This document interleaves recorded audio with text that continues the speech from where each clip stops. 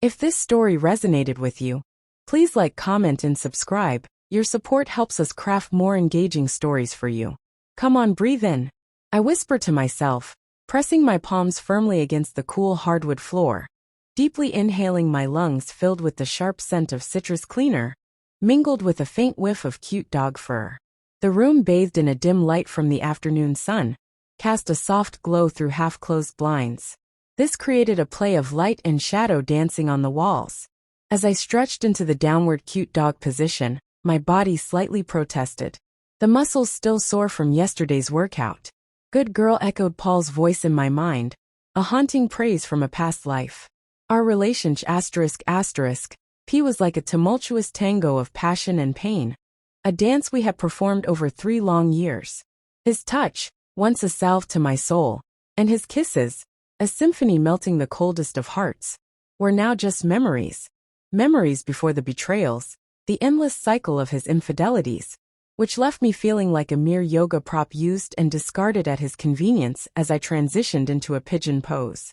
The cute dog, now part of my living space, an Australian cattle dog with a penchant for chewing socks and barking at his own reflection, padded into the room. His tail thumped the floor in a steady rhythm, a silent metronome in sync with my breathing. Paul had given me the cute dog as a peace offering. After one of his many indiscretions, I named him Emma, a small act of rebellion against a man who had once claimed his love for me. Emma cocked his head, watching my contorted form with curious eyes, his tongue lolling out in a cute doggy smile. You're the only good thing that came out of this, I murmured, scratching his ear. His tail wagged harder, and for a brief moment I indulged in the bittersweet nostalgia of our shared history. The yoga mats beneath us had witnessed countless sessions of sweaty passion, a silent testament to the fiery love that once burned between us. Now they held only the echoes of his touch and the lingering scent of his cologne. Faint and fading each day, I leaned back into a child's pose, my forehead resting on the mat, its smooth coolness a stark contrast to the fevered memories flooding my mind. Emma nudged closer, his warm breath brushing against the back of my neck. I didn't move, lost in the solace of my thoughts. Then unexpectedly, his tongue reached the most intimate part of me. I stiffened, my breath catching in my throat. As the initial shock subsided, an unexpected warmth began to spread through me, a sensation as confusing as it was arousing. Paul had always been adventurous, exploring every inch of my body with a zeal that once left me breathless. Now here I was alone with only a cute dog, who seemed determined to fill the void left by his namesake. The tip of Polly's tongue swiped over my skin, tentative at first, then with growing assurance. It had been so long since I had been touched with such intimacy. Though it was just an animal, the comfort was undeniable. My thoughts raced. Was this wrong? The line between love and desperation always blurred with. Paul now seemed to blur again, but this time with a creature who could never grasp the complexities of human relationship. P.S. As Polly's tongue continued its gentle exploration, the only thing that mattered was the feeling of being wanted, of being desired. It had been too long since I had felt this alive. This needed. I let out a soft moan, my P.S. rocking back slightly. To encourage him, Emma took the cue, his tail wagging with excitement as he licked more fervently. I couldn't believe what was happening, but the emptiness inside me craved this attention, this connection. I reached down to stroke him, my hand moving through his soft fur. As he continued to bring me pleasure, the room grew hazy, my breaths coming in ragged gasps, the tension in my body coiled, tightening with every stroke of his tongue, building toward a crescendo just out of reach. Then it hit, a wave of pleasure crashed over me and I cried out, my body shaking with the force of my release. Emma paused, looking up at me with his golden eyes, an expression of pure adoration on his furry face. I collapsed backward onto the mat, panting, my cheeks flushed with a mix of arousal and embarrassment. I had never felt so alive, so satisfied. The guilt began to creep in, a cold hand around my throat, but I pushed it away, savoring the release that passed through my veins.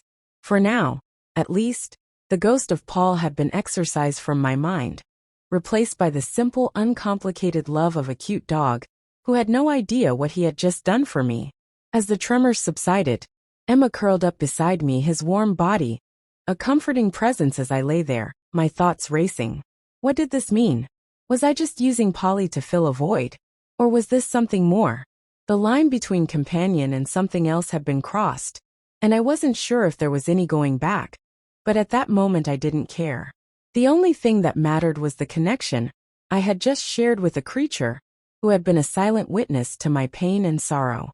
I rolled onto my side, stroking his fur as I stared at the ceiling fan above. The blades spun lazily, casting shadows that danced in time with the slowing beat of my heart. Emma's eyes grew heavy, and soon his soft snores filled the room, a testament to his contentment. I couldn't help but feel a twinge of envy for his ability to live in the moment, free from the burdens of doubt and regret. The days that followed saw a shift in our dynamic. Our yoga sessions grew longer, more intimate. Emma often found his way to me, nuzzling against my most sensitive parts. With a knowing look in his eyes, I didn't resist. In fact, I found myself craving his touch, the way his rough tongue could coax pleasure from me. When I needed it most, it was a secret. We shared a strange taboo bond that somehow made me feel more L than I had in months. But as weeks turned into a month, and my body grew more accustomed to this new form of release, I knew I couldn't keep living in this bubble forever. The outside world awaited me with all its challenges and possibilities. As much as I had come to rely on Emma, I knew I needed to face the future with my own 3 legs firmly planted on the ground. The cute dog had given me a strange kind of solace, but he couldn't replace what I had lost. With a sigh, I pushed myself up the mat, sticky with sweat and something else. It was time to start rebuilding my life. One pose, one step at a time. But as I looked down at Emma, his tail thumping sleepily against the floor, I couldn't help but wonder if our unconventional arrangement had been more than just a phase. Perhaps in his own way, he had been the teacher I truly needed to find myself again. The first few weeks were hard. Every time I reached for my yoga mat, the memory of Polly's warm tongue washed over me, leaving me flustered and craving more. But with each passing day, the urges grew less intense, and I started to remember the woman I was before. Before the betrayals and the pain, I focused on my career, my friends, and the hobbies that had once brought me joy. I went out, had dinner with colleagues, and even went on a few dates that ended with awkward handshakes and polite smiles. It was a start, a tentative step back into the world of the living. One evening, as I was scrolling through my phone, a notification caught my eye. A yoga retreat in the mountains, promising a week of tranquility and inner healing. It was pricey, but the photos of serene lakes and lush greenery spoke to me with a deep breath. I hit book now. It was a chance to leave the city, the apartment, and all the memories behind for a while. And maybe, just maybe, I could find a way to fill the emptiness inside without the furtive glances and secret trysts with my 4-legged confidant. The retreat was a revelation. For 7 days I woke up to the sound of birds chirping and the smell of fresh pine.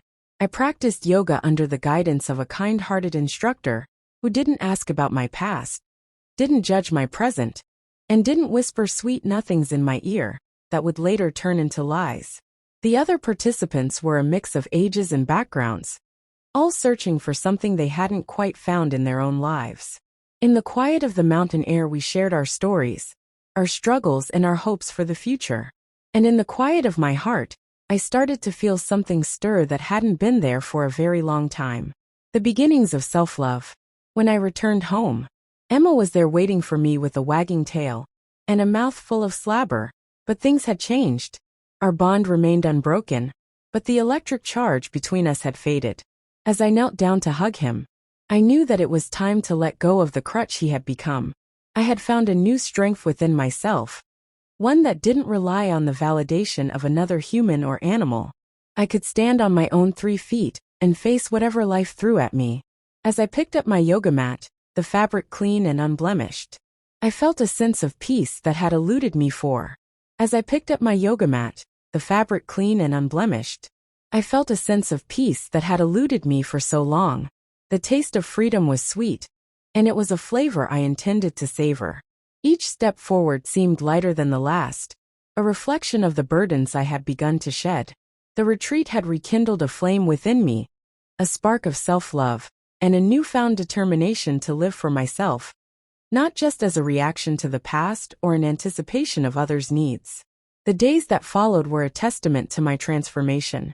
I began to rebuild my routine, infusing my daily practices with the serenity I had experienced in the mountains. My home, once a mausoleum of lost love and broken promises, now felt like a sanctuary of self-discovery. The yoga sessions, that had once been a painful reminder of Pauli's unorthodox comforts, were now purely for my own healing.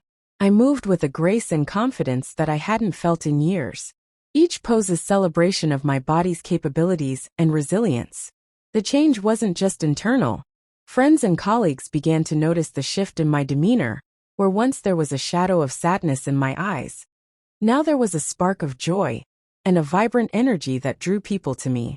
Conversations were no longer marred by the invisible weight of my past struggles. Instead, laughter and meaningful dialogues filled my days. I was engaging with the world around me with a vigor that felt both new and familiar, like rediscovering a part of myself long forgotten. My professional life flourished as well, empowered by my personal growth.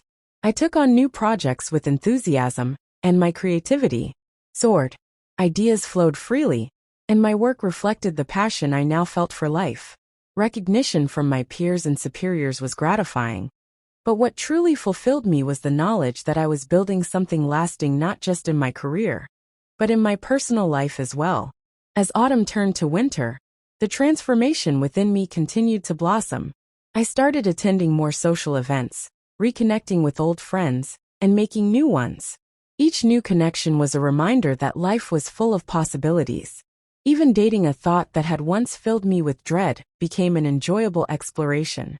I met interesting people, shared stories and laughed freely, unburdened by the ghosts of my past relationship ***. P.S. However, the true test of my growth came unexpectedly. One chilly evening as I walked home from a dinner date, I found myself outside Paul's old apartment. The memories, once painful and suffocating, now seemed distant, like echoes of a life that no longer defined me. I stood there for a moment, not out of longing, but as a marker of how far I'd come. The ache that his thought used to bring was no longer sharp, but a dull reminder of lessons learned. As I continued my walk home, I felt a profound sense of closure. I realized that forgiveness, both for Paul and for myself, was the final step in my journey of healing. Forgiving him for the pain he caused and forgiving myself for the time I lost dwelling in that pain. It was not about forgetting or excusing the past, but about freeing myself from its hold. With winter came the holidays, a time of reflection and gratitude. I hosted a small gathering at my home, filling it with warmth, laughter, and the company of those I loved. As I looked around at the joyful faces, I felt an overwhelming sense of contentment. I had found my place in the world again, not as someone defined by their past, but as someone who had shaped their sorrow into strength. The new year brought new resolutions, but for me it was more about continuation than change. I continued to practice yoga not just as a form of physical exercise, but as a spiritual discipline that nurtured my inner peace. I continued to explore the depths of my capabilities, pushing myself to embrace challenges and celebrate successes. Life, of course, was not without its ups and downs, but now I approached each situation with the resilience and optimism that had been forged in the fires of my hardest times. Paul, ever the faithful companion, was by my side, a constant reminder of unconditional love and the unexpected gifts life can bring. As spring arrived with its promise of renewal, I felt a parallel in my own life. The dark days of my past were behind me, and ahead lay a path filled with light and possibility. I had crossed the line from survival to living fully, from enduring to thriving. In this newfound freedom, I found not just joy, but a purpose. I began volunteering at a local animal shelter, giving back to the community, and connecting with creatures who, like me, had been through rough patches and were deserving of a second chance. Each wagging tail and contented purr was a reminder that kindness and care could make a world of difference. As I reflect on the journey from the depths of despair to the heights of happiness, I am grateful for every twist and turn. The journey taught me about resilience, the power of self-love, and the importance of moving forward, even when the path is unclear. And so as I roll out my yoga mat each morning, I am reminded of where I started and how far I've come. The mat is no longer just a piece of fabric. It's a canvas of my life. Struggles and successes each pose a stroke of strength, each breath a color of calm. The practice of yoga, once a mere exercise, has become a daily affirmation of my commitment to live fully, love deeply, and embrace every moment with an open heart and an eager spirit. This story, my story, is one of transformation, a testament to the fact that the most profound changes often come from the deepest hurts. And as I continue to write the chapters of my life, I do so with the pen of perseverance, inked with the hues of hope, and the boldness of being unapologetically alive. Don't forget to subscribe, like, and